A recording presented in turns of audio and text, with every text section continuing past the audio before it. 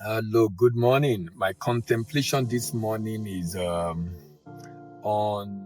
outsmarting fraudsters in export business. Outsmarting fraudsters in export business. There are fraudsters everywhere.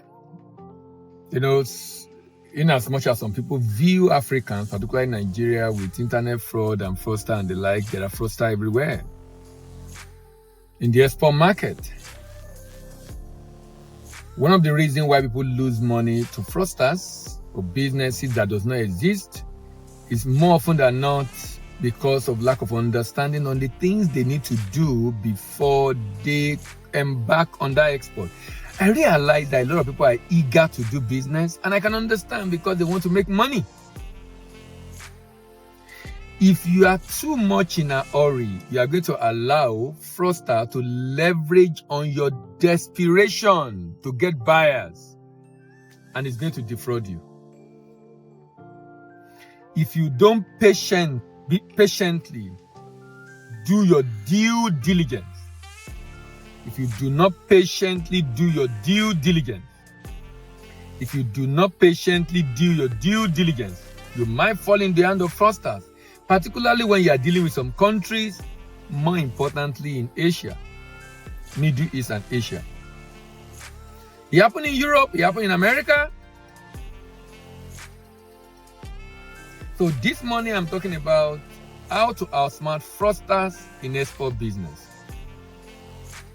Number one thing you must do is to research the buyer. Research the buyer. You went on a platform, globalbuyeronline.com. You find a buyer there who showed interest in what you posted you want to sell. You got his contact and email. Do your due diligence. If you do not do your due diligence, you are going to find yourself dealing with a fraudster or fraudulent individuals. How do you do your due diligence? Conduct your research. Number one, the company. Do a research about the company. Is it registered with the equivalent of Corporate Affairs Commission, a government agency over there? Is it registered? Do they have a website? If they have a website, do they have social media handle? If they don't have a website, that's a red flag. If they are not registered with government, you can't even deal with them. But if they are registered with government but they don't have a website, it's a red flag, but you need to dig deeper. Check social media pages.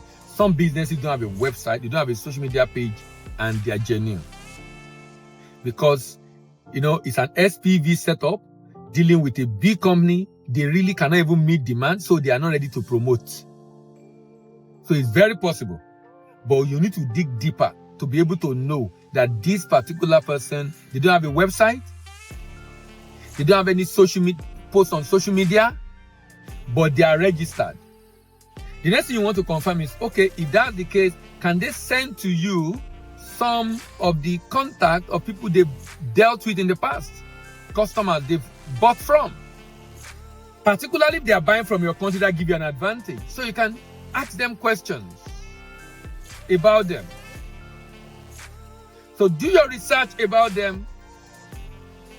Check their rating with any of the rating agency.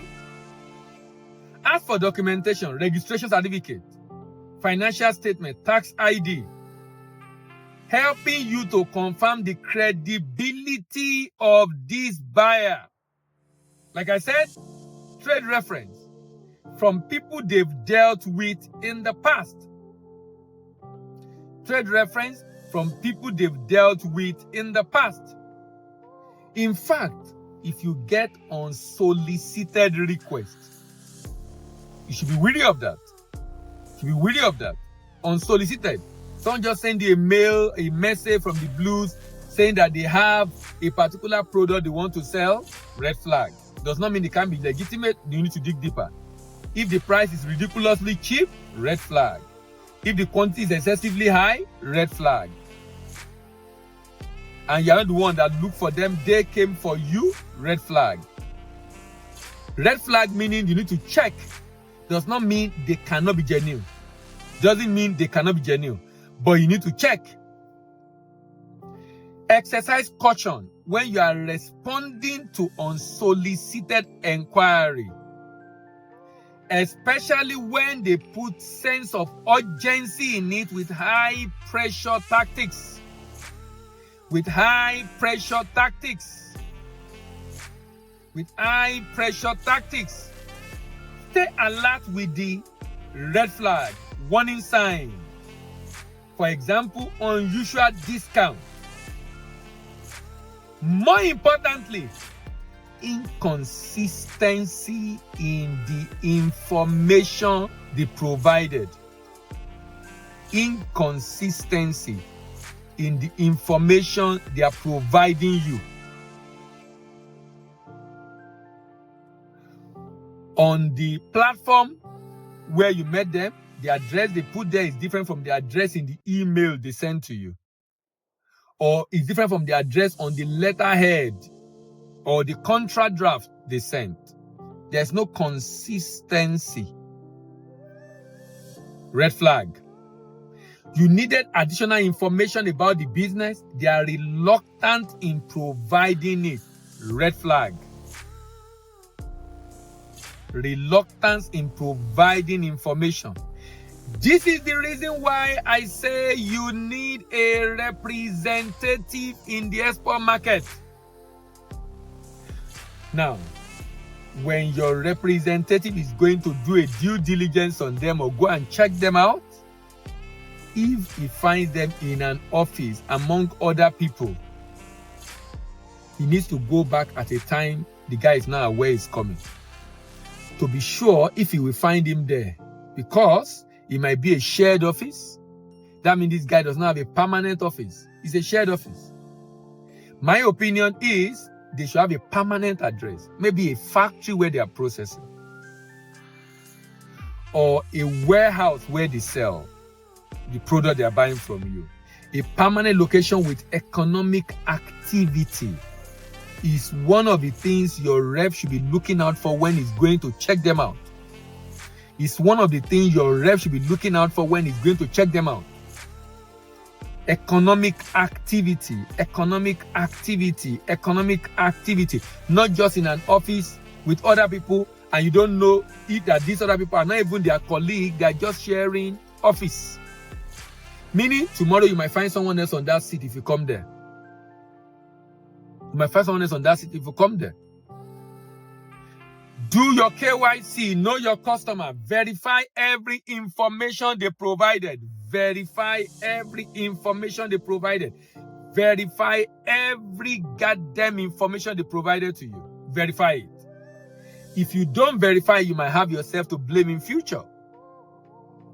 Do not be in a hurry to ship. People are desperate to ship. And it's after they've shipped, they will now realize that, I shipped and I realized it. I shipped and I discovered it. Why don't you do those things ahead and prevent all this from happening to you? Why don't you do that? Why are you in a hurry? So I tell my client, those that join our Export Novi to Export Legend Export Mentoring Program, take your time, learn. International trade has been with mankind for centuries, for thousands of years rather. And it still remains because, number one, human needs are insatiable. Number two, no country is self-dependent. So that trade is going nowhere. You will always find buyer. There will always be demand because it's international trade. There will always be demand. It might not be from country, it might be from country B or country C or country D. So do not be in a hurry. Take your time. Because if you take your time and build a solid foundation, you'll be able to grow the business very well eventually. So ensure you do your due diligence and know this buyer very well. Even if they are giving you a secure payment method like letter of credit, confirm the letter of credit.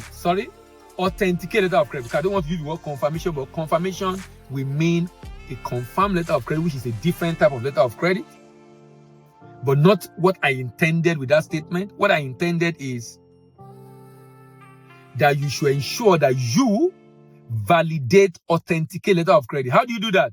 Your bank will send a message to the buyer's bank to validate it. Because I've been in this sector for almost 2 decades. I've experienced fake letter of credit, even though it is once, but it's unprecedented. It was a big issue among the trade community that how could this happen? But it happened. In fact, I was subpoenaed by a court to come and educate the court, testify in the court on what the banks involved should have done in that case, or what the bank could have done in that case. And I went to court for this, to go and testify in court for this, as an expert witness in court. Why? Because it happened to a Nigerian who eventually took the bank to court because the bank did not do what it's supposed to do. So what I'm trying to say in essence, is basically that you can outsmart fraudsters in export business. So you don't need to fall into the hand of fraudsters in export business.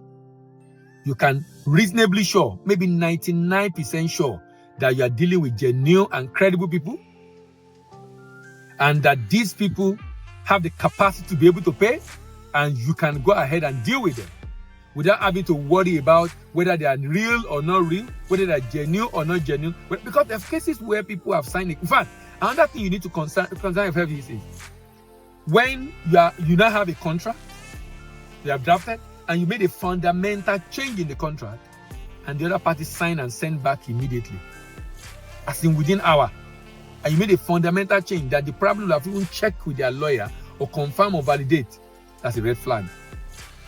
That's a red flag. That's a red flag. That's a red flag. If you must go ahead and ship, if you have concerns and you must go ahead and ship, you must ship what you know that if payment is not made, your business will not go down. You can absorb the shock of the loss. Else, demand for letter of credit. And you will not always get letter of credit or guarantee, even though you should authenticate that. You will not always get, because majority of trade in the world are done on open account, in which you ship goods and payment is made without any form of guarantee. But businesses have found a way around this, using different trade finance instruments and insurance to protect themselves. This is why you need to learn more about this business. In the next video, I'll be talking about how to outsmart fraudsters in import business. In this case, we'll be looking at you as an importer and how to ensure your supplier is credible. This is my contemplation this morning. See you in the next video, and bye for now.